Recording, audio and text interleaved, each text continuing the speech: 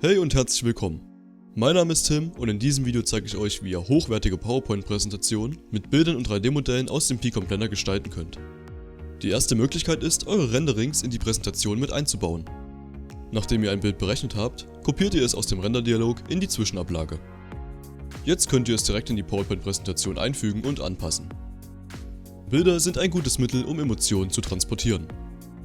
Ab Office 2019 könnt ihr neben statischen Inhalten zusätzlich auch interaktive Medien direkt aus eurer Planung kopieren und einfügen. Wechseln wir nun wieder in den Picom Planner. Ihr habt eine Planung geöffnet und selektiert das gewünschte Möbelstück und die dazugehörige Dekoration. Dann klickt ihr unter dem Starttab auf den Button Kopieren.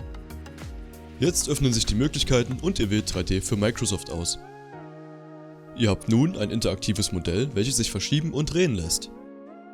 Das bietet euch maximale Flexibilität, denn ihr könnt im Reiter Format die Ansichten wie im Picom Planner dreidimensional bearbeiten und so immer den zur aktuellen Folie passenden Ausschnitt wählen. Wählt im Reiter Animation zum Beispiel Drehteller aus, um eine Art Kreisanimation auf dem Möbelstück zu erzeugen. In den Effektoptionen könnt ihr noch weitere Einstellungen vornehmen. In diesem Fall macht es Sinn, die Rotationsachse zu ändern, damit die Ansicht während der Drehung korrekt dargestellt wird. Hier habt ihr ein Beispiel gesehen, wie eine Präsentation mit Renderings und interaktiven 3D-Modellen aussehen könnte. Nutzt gerne die Möglichkeiten, die ihr in Kombination mit dem Picom Planner und PowerPoint habt. Ich hoffe, ich konnte euch mit diesem Video weiterhelfen und anregen, es auch mal selbst zu probieren. Danke für eure Aufmerksamkeit und bis zum nächsten Mal.